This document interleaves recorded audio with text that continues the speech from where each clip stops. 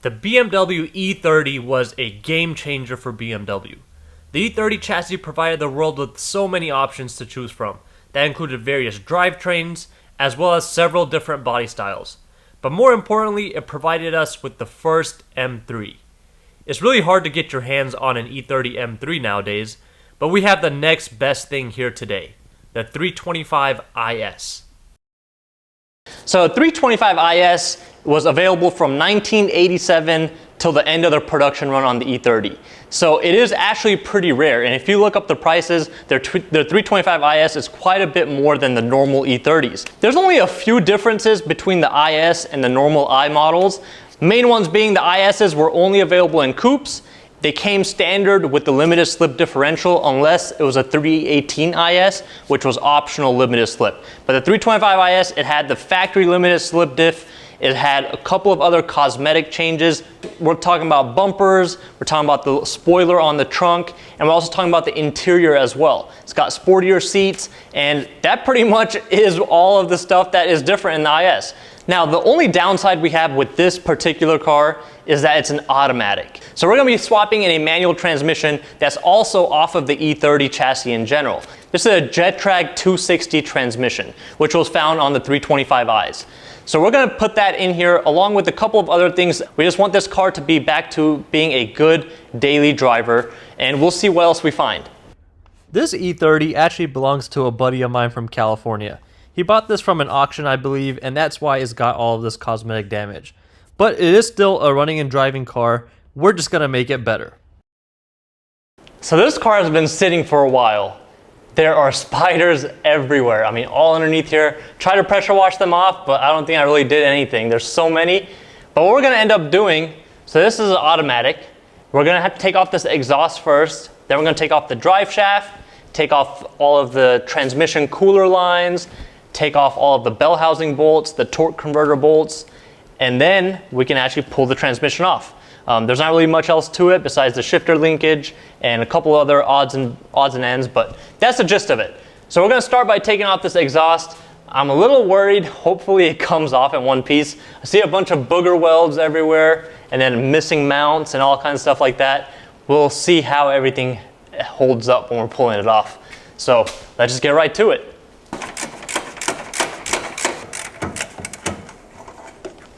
The whole stud came out of the exhaust. Better than it breaking off though.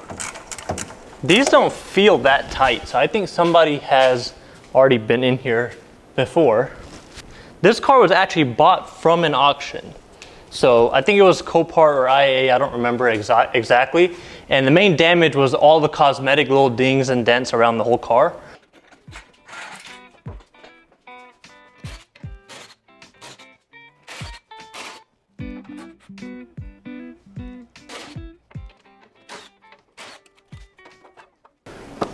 Shifter rod's coming out. Now I can shift it from right here. Park, reverse, neutral, drive. So now I'm gonna start draining the transmission and figure out these transmission cooler lines. I'm gonna be completely honest with you guys. I haven't worked on the E30 in a while. The last E30 we worked on was like one that we were stripping before we left California. So it's been a hot minute. This transmission even has a dipstick. When's the last time you've seen a dipstick on a transmission on a BMW? It's been a hot minute.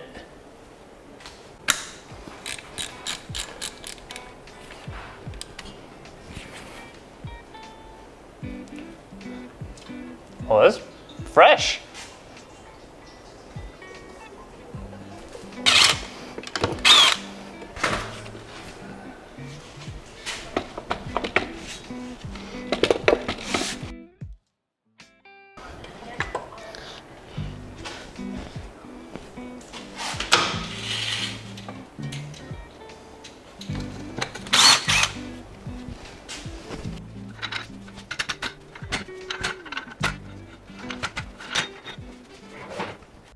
In order to remove these transmission cooler lines as well as the transmission fluid dipstick, you do have to lower the transmission a little bit so you have more access.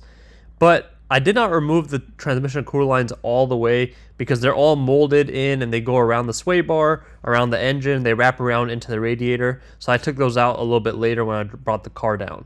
But one thing I did have to do was remove this little cover that covers the front bell housing section. That way I can remove those torque converter bolts. Now, taking out those transmission cooler lines was a task just because I had to move a lot of stuff around. So we didn't get that on video. But with all that stuff out, now it's finally time to remove the transmission. One thing you want to be careful about whenever you're removing an automatic transmission is you want to make sure the torque converter comes off with the transmission. Oftentimes, the torque converter will get stuck into the flex plate, and in that case, you're going to have a huge mess when that transmission comes off and all the fluid starts pouring out from that torque converter. So what I like to do is I like to use a pry bar and pry between the torque converter and the flex plate. So just in case if it is rusted in there, it actually, gives a little bit more leverage and pops right out.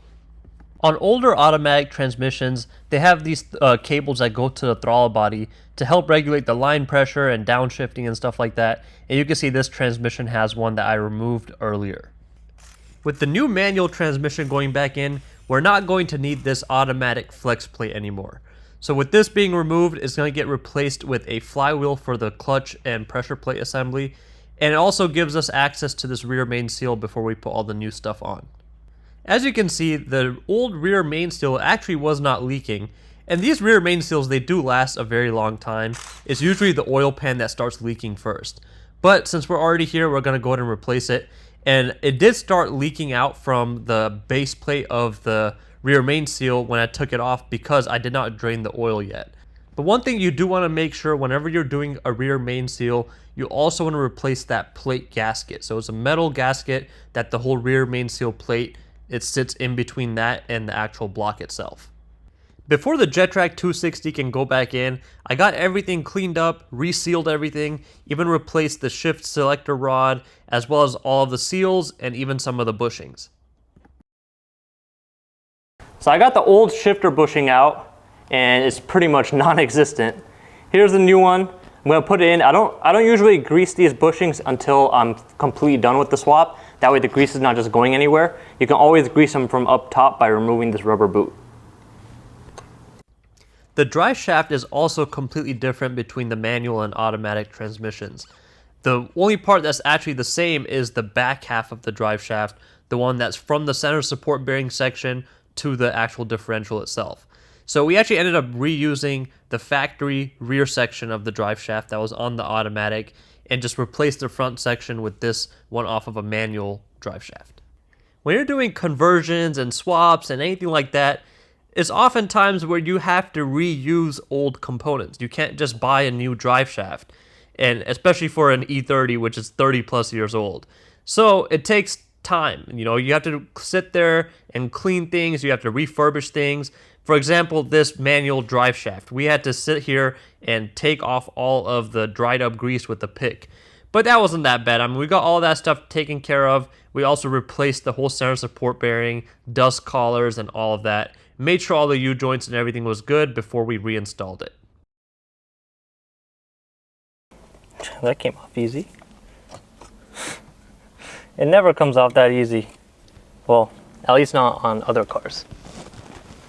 Now we're going to get out this shifter. That way we can expose the hole. So when the manual transmission and the shift lever, everything's coming up, nothing hits.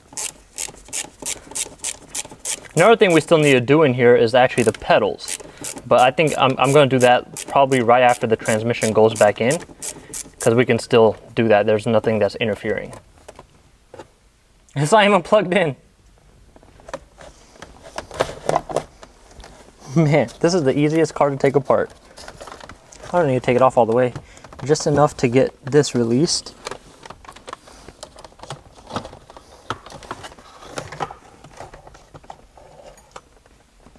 All right, now we've got the whole automatic shifter out. We can see the ground, so now we can have the shifter come up through here, and then we'll plug these holes. We'll probably just put the screws back into these two holes. That way there's no holes pretty much inside the car. And we're gonna put a spacer right here, so that way the center console has something to rest on. And the shifter, shift knob, shift boot, all of that goodness. All All right, so now we're at the stage where we can finally start reassembling. So we need to put the flywheel on, we need to put the clutch kit, the transmission, all that good stuff. But here's the dilemma.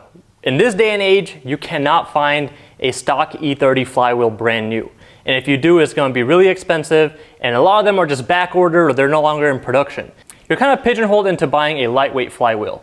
Now, they're almost the same price as the normal flywheel, so it's not like a price difference, but you will notice whenever you put a lightweight flywheel, it revs a lot freely, but that also makes it harder to downshift because the revs drop really fast.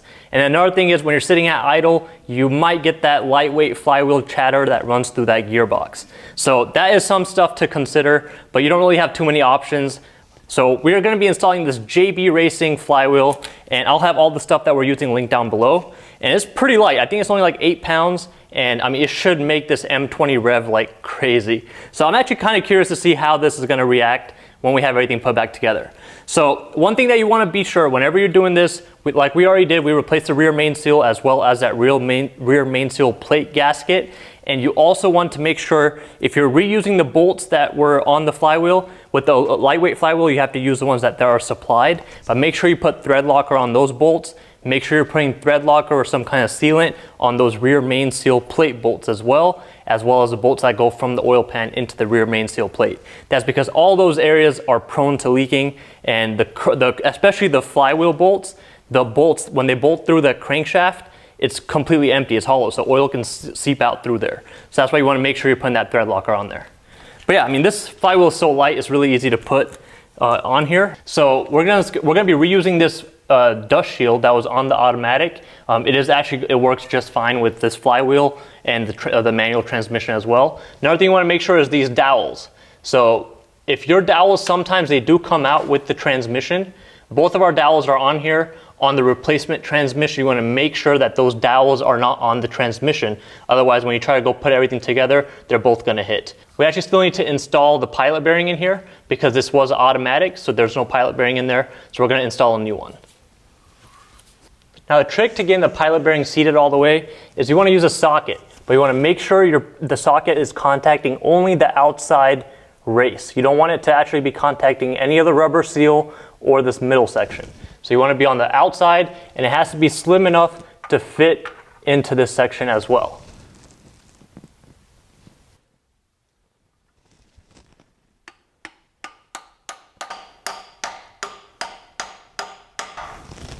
And the pilot bearing will bottom out, and you'll hear it and you'll feel it as well.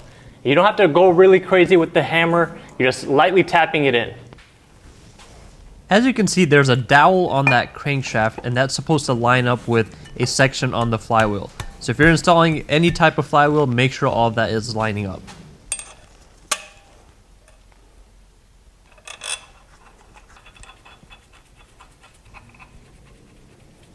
I don't usually show the torquing process, mainly because it's tedious and it requires my full attention, but today I decided to get my torque on. Even though we have a lightweight flywheel, you can go with the aftermarket clutch, but we want to keep this still very streetable, and we're just going to go with a OEM Sachs Clutch Kit.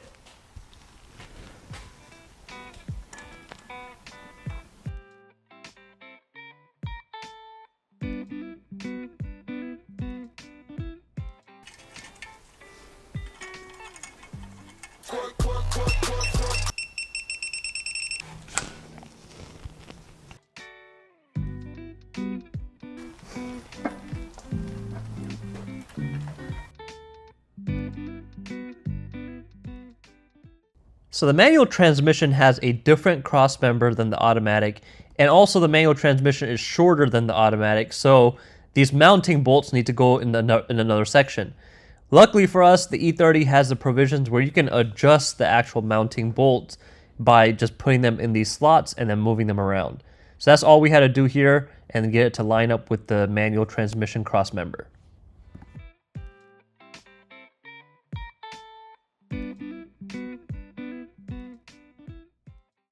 So I've got the shifter completely ready to go. We've got the new Turner Motorsports shifter bushing on the back. We've got new shifter bushings inside the front of the shifter arm, shifter bushing for the actual lever. Yeah, we've got the transmission and everything back in here. We've got a new selector rod joint. So I had originally replaced this before, but I got the wrong one. As you can see, this one is actually kind of lopsided. This side's longer than this side. So that's the one that we need for this transmission. Went ahead and got that. We've got a new flex joint going on in the back right here as well. We've got new transmission mounts and all that stuff going. But for now, I'm just gonna put the shifter in and get it all put up in here, secured up here, because I was afraid this was gonna happen. But as you can see, the oil pan gasket is leaking pretty bad. And I was kind of expecting it after we removed that rear main seal plate. I figured that this would probably happen, but I wasn't sure. And obviously it did. So we're gonna replace that. We also have new control arm bushings, control arms themselves. We've got new sway bar bushings and brackets. You can see that one's kind of broken. So I went ahead and got new ones of those. So all of this stuff is gonna come off this whole front section. But first I'm just gonna get this shifter on and then make sure all of this stuff is secure. That way we can support the engine from the top. And once the engine is supported from the top, then we can drop the whole front subframe.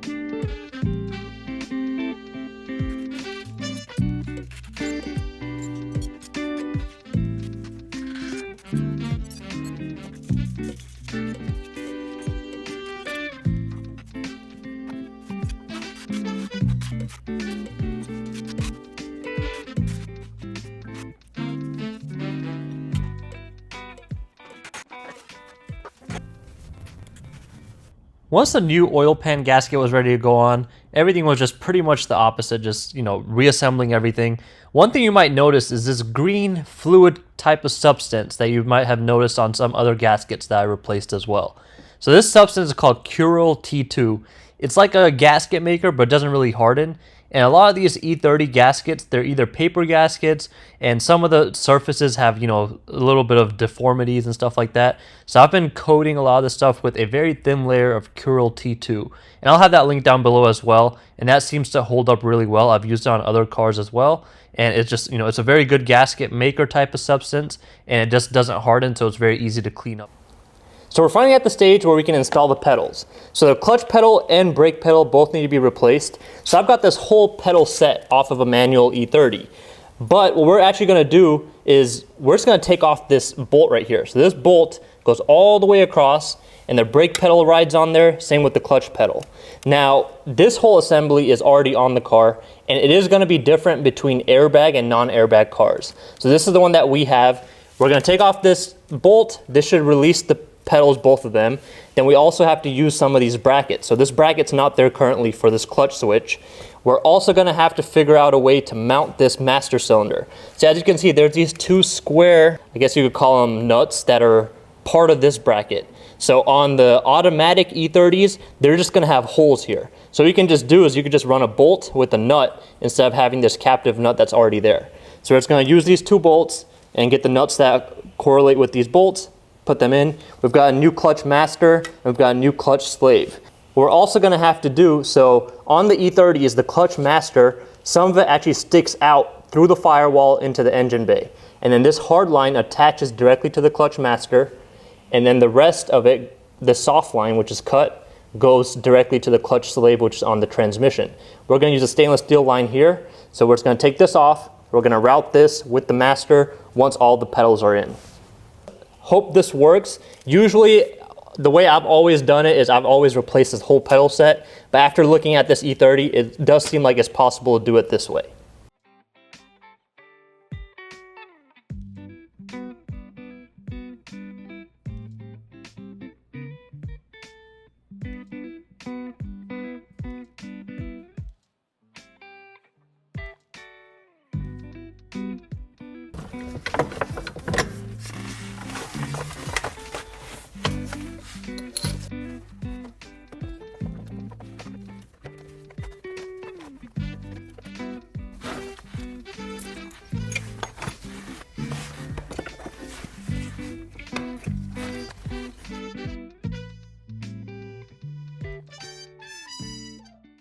Once the pedal assembly was in, I got the master cylinder put through the firewall through the grommet. Now there is a hard line that attaches to the clutch master cylinder, and that is what this ECS stainless steel line is attaching to. So the stainless steel line goes straight to the slave cylinder, and now you can see I'm just going to bleed it before I put it onto the transmission itself.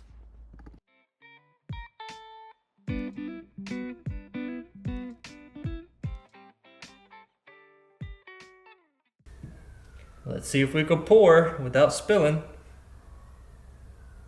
Who's next to you? We? Whoa. We are finally on the final stages of the swap and all the other stuff that we've done on here. One thing I wanted to show you guys was the reverse switch wiring. With this being an E30, there's not really much coding or anything you have to do. Just a couple of wires you have to run.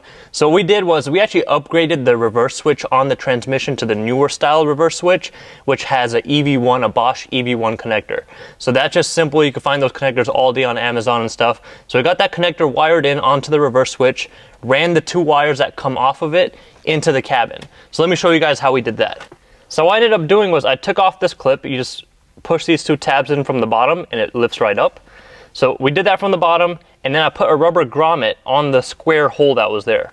But you can see the 2 wires that are coming out. These are the reverse switch wires. Now with the reverse switch, it doesn't matter what color wire and what pin, because it doesn't matter about the polarity on that switch. It's just a 2-wire switch. Now this connector connected to that automatic gear shifter.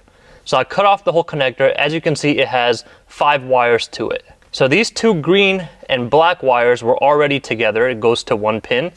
And there's this green and yellow wire that's on the top. So what you want to do is you want to connect all 3 of these wires together, and that goes to one of the wires from the reverse switch. Then you still have these 2 wires. You have a brown and you have a blue and white.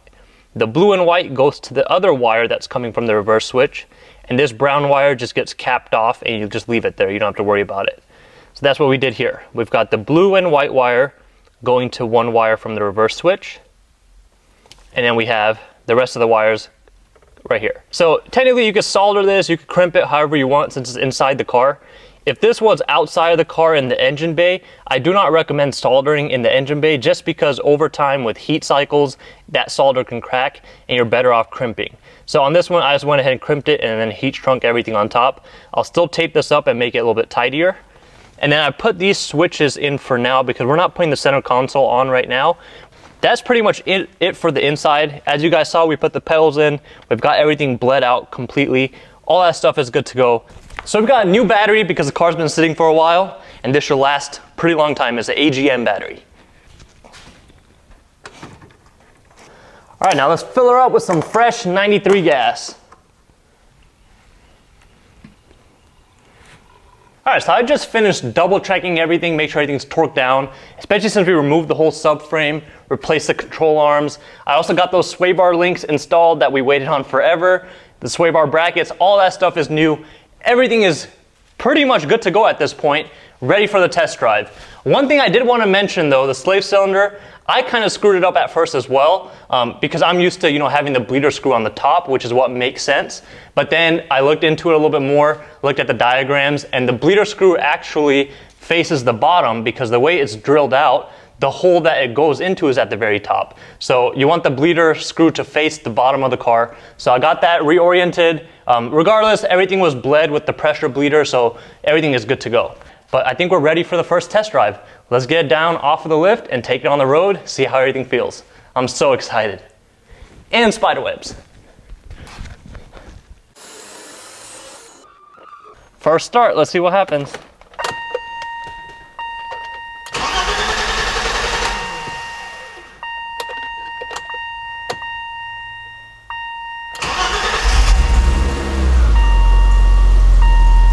It's on.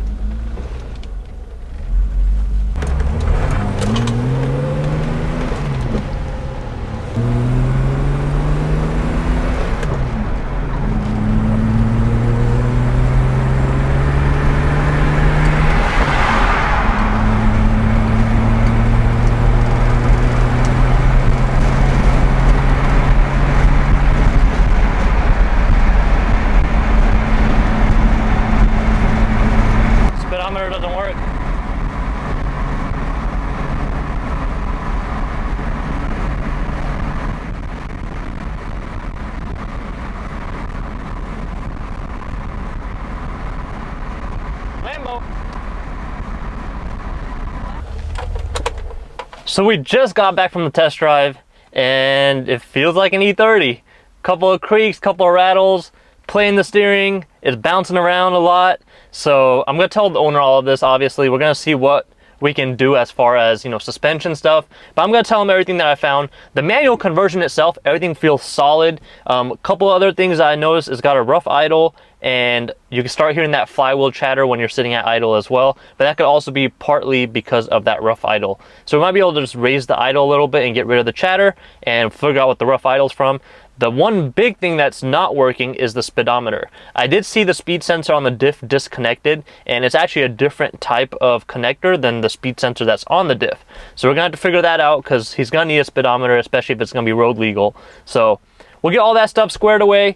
You might see this car in another video when we do the suspension stuff, or you might not, depending on which way we go. But regardless, this is not gonna be the only E30 on the channel. But subscribe and stay tuned and like this video if you guys want more E30 content, because I'm not sure. We've never posted about E30s before. I'm not sure if you guys want to see more or not.